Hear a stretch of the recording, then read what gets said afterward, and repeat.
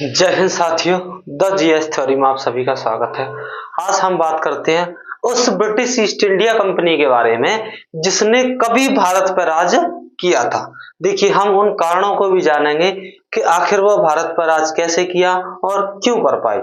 आइए देखिए, अगर हम ब्रिटिश ईस्ट इंडिया कंपनी की स्थापना की बात करें तो हम बात करते हैं कि सितंबर 1999 में ईस्ट इंडिया हाउस जो लंदन में था, वहां लगभग 217 व्यापारियों ने यह एक योजना बनाई कि हम सभी मिलकर जो है पूर्व के देशों के साथ, क्योंकि उस समय पर पूर्व के देशों की खोज हुई थी और इन पूर्व के देशों में सबसे महत्वपूर्ण देश था अपना भारत, जिसे सोने की चिड़िया कहा जाता था।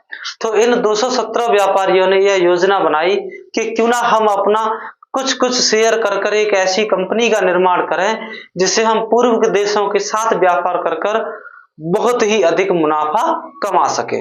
जब इन्होंने यह कंपनी बनाई तो इस कंपनी की जो है बैठक ईस्ट इंडिया हाउस लंदन में की गई। 217 व्यापारी थे जिन्होंने ब्रिटेन की महारानी, उस समय की ब्रिटेन की महारानी एलिजाबेथ प्रथम से आज्ञा लेकर 15 वर्ष का व्यापार का अधिकार पूर्व के देशों के साथ लिया तथा इन पूर्व के देशों के साथ 15 वर्ष का जो व्यापार का अधिकार लिया गया था, उस समय पर कंपनी का नाम रखा गया governor and company of merchant of London trading into the East India.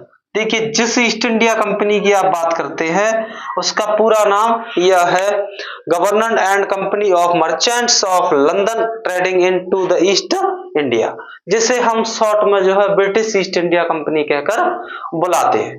देखिए, आखिर यह ब्रिटिश ईस्ट इंडिया कंपनी क्यों भारत आई थी, तो हम अगर इसके बारे में जांच करें तो देखिए, इससे पहले जो अरब व्यापारी थे जो हमारे अर्थात भारत से सोने चांदी धन खरीदकर या फिर यहाँ से बहुमूल्य चीज खरीदकर, जिसमें कि कृषि में मसाले व अन्य चीजें शामिल थी, जिन्हें ले जाकर यूरोप में बेच रहे थे और उन यूरोप वासियों को यह पता नहीं चल रहा था कि ये कहां से आ रहा है, जिस कारण से पुर्तगाल के निवासी वास्को डी गामा ने भारत की खोज की थी। और जब उनको यह बारे में पता चला कि भारत बहुत अधिक समृद्ध है, अर्थात भारत को सोने की चिड़िया यूं ही नहीं कहा जाता, एक्चुअल में भारत सोने की चिड़िया है, तो जाकर इससे पहले देखिए पुर्तगाली जी कंपनी भी आ चुकी थी इससे पहले और डच कंपनियां भी आ चुकी थी, तो उनके व्यापार से भी पता चल रहा था, या हम कहें कि जो वास्को डी गामा यहाँ से चीजें खरीद कर ले गया था उसको वहां जाकर 300 गुना मुनाफा हुआ। उसके मुनाफे को देखकर भी पता चल रहा था कि भारत कितना समृद्ध है। देखिए, कंपनी का नाम रखा गया governor and company of merchants of London trading to in the East India. भाई, इस कंपनी की अगर हम बात करें तो इस कंपनी के पास खुद की सेना थी जो 3 प्रेसिडेंसियों के रूप में थी। खुद की सेना थी जो लगभग 2,60,000 सेना थी, जो उस समय ब्रिटेन की सेना, देखिए उस समय के ब्रिटेन की सेना की लगभग कहा जाता है 2 गुनी थी। ब्रिटेन की सेना की लगभग कितनी थी? 2 गुनी थी। चलिए आइए हम बात करते हैं ईस्ट इंडिया कंपनी की स्थापना कब हुई। देखिए, उन 217 व्यापारियों ने जो है ब्रिटेन की महारानी एलिजाबेथ प्रथम से आज्ञा पत्र लेकर, जिसमें उन्होंने 15 वर्ष का पूर्वी देशों के साथ व्यापार का एकाधिकार दे रखा था। एकाधिकार का मतलब होता है जब आप वहां पर व्यापार करेंगे तो आपको एकाधिकार प्राप्त है, अर्थात ब्रिटेन से और कोई कंपनी पूर्व के साथ व्यापार करने के लिए नहीं आएगी। इसको कहते हैं एकाधिकार। देखिए, आगे हम बात करते हैं। ब्रिटिश ईस्ट इंडिया कंपनी की स्थापना 31 दिसंबर 1600 को हुई तथा यह कंपनी सार्वजनिक थी, अर्थात इसमें सभी का शेयर था। जो 217 लोग थे उनका तो शेयर था ही था।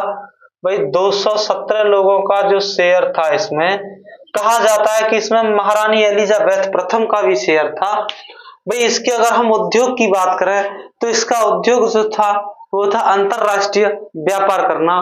तथा हम बात करें इसके संस्थापक की बात करें तो देखिए इसकी किसी एक व्यक्ति ने स्थापना नहीं की थी, जिस कारण से रॉयल चार्टर मतलब रॉयल जो परिवार था अर्थात महारानी एलिजाबेथ जो राजा महाराजा थे उनके द्वारा जो फरमान दिया गया था जिसे चार्टर कहते हैं, द एडवेंचर्स, रॉयल चार्टर द्वारा द एडवेंचर्स के माध्यम से जो है इसकी स्थापना की गई, जिसके सबसे पहले गवर्नर थॉमस स्मिथे को बनाया गया, जिसके थॉमस स्मिथे के गवर्नर के जो है माध्यम से या उनकी अध्यक्षता में इस कंपनी को भारत भेजा गया।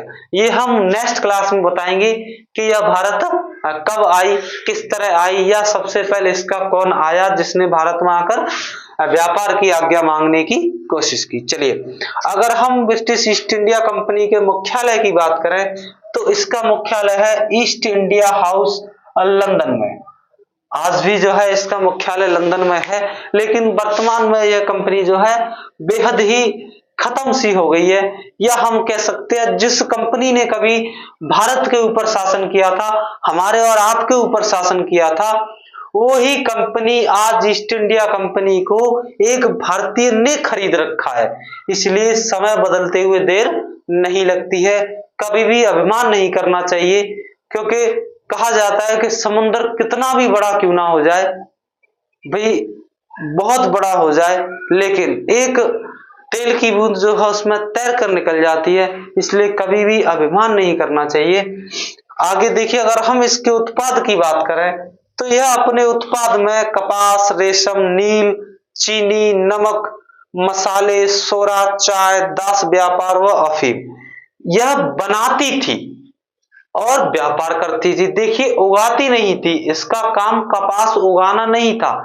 कपास को जब उगाते हैं तो उसकी पिराई करना, छांटबीन करना यह काम था। अगर हम रेशम की बात करें तो रेशम बनाना नहीं था, उसका व्यापार करना था, अर्थात उद्योग मीन्स व्यापार करना था। देखिए, मसाले का ये व्यापार करती थी, अर्थात भारत से मसाले खरीदती थी और भारत में या भारत के आसपास अन्य देशों में बेचती थी। देखिए, अगर हम इसके विघटन की बात करें, देखिए ये बड़ा महत्वपूर्ण है, अक्सर करके पूछा जाता है, क्योंकि ये तो हमने बहुत पढ़ लिया इसकी स्थापना के बारे में। अगर हम इसके विघटन की बात करें तो इसका विघटन 1 जुलाई 1874 में भारत शासन अधिनियम 1858 के द्वारा किया गया था, जो कि east India stock dividend reductions act 1873 द्वारा इसका जो है विघटन किया गया था। हम कह सकते हैं जो भारत शासन अधिनियम 1858 था, उसके तहत ही एक अधिनियम आया, नाम था east India stock dividend reduction act 1873, जिसके माध्यम से ईस्ट इंडिया ने जितने भी भारतीय क्षेत्रों पर कब्जा किया था वह सारे क्षेत्र ब्रिटेन सरकार को सौंप दिए गए या ब्रिटेन संसद को सौंप दिए गए और वहां से कंपनी जो है वापस चली गई। या हम कह सकते हैं कि 1858 के बाद भारत में कंपनी शासन खत्म हो गया और डायरेक्ट ही ब्रिटेन की संसद का जो है शासन यहाँ पर प्रारंभ हो गया। इस तरह से जो है ब्रिटिश ईस्ट इंडिया कंपनी की स्थापना, वह उसके पास कितनी सेना थी, कितने वर्ष का जो है उसको व्यापार का एकाधिकार मिला था, तो 15 वर्ष का व्यापार का एकाधिकार मिला था पूर्वी देशों के साथ। अगर पूर्वी देश कहा जाए तो सिर्फ भारत नहीं था, इसमें कई पूर्वी देशों में कई देश आते, जिसमें भारत, जैसे बात करें Maldives, Sri Lanka, Bharat, Pakistan, Nepal, Afghanistan, Bhutan, Bangladesh, Laos, Cambodia, Vietnam, Philippines, Thailand, Indonesia, Philippines और आपका चीन है, मंगोलिया, ये कई देश जो है पूर्वी देशों के साथ आते थे। लेकिन इन सभी देशों में उस समय पर सबसे महत्वपूर्ण देश जो है भारत था। आगे की जानकारी इसके बाद देंगे कि किस तरह से कंपनी ने आकर भारत में राज किया, किस तरह से वह राज कर उनका राज हुआ।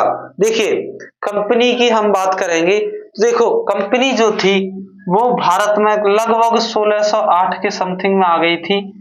भाई 1608 या हम कह सकते हैं 16वीं सदी में आ गई थी।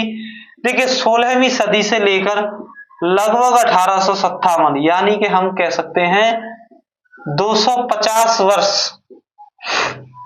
250 वर्ष भारत के लोगों को यह ज्ञान नहीं था कि हम गुलाम हैं, अर्थात भारत के लोगों को यह पता नहीं था कि हम गुलाम हैं। तथा अगर 1857 से हम बात करें 1947 की, भाई 1947 में भारत आजाद हुआ, तो यहां से लगभग 100 साल लगती हैं। तो इन 100 वर्ष में जो भारत के क्रांतिकारी थे, भाई जो भारत के क्रांतिकारी हुए, उनको भारत के लोगों को यह समझाने में जो है उनकी जिंदगी गुजर गई कि भैया लड़ो, आप गुलाम हैं। अर्थात हम कह सकते हैं 250 वर्ष तक तो लोगों को यही नहीं पता था कि हम गुलाम हैं, तथा आगे वाले 100 से 150 वर्ष तक लोगों को यह समझाने में लग गया कि भैया आप गुलाम हो, आजादी लो। ठीक है, चलिए आगे की हम बात करेंगे अगली क्लास में। तब तक के लिए धन्यवाद।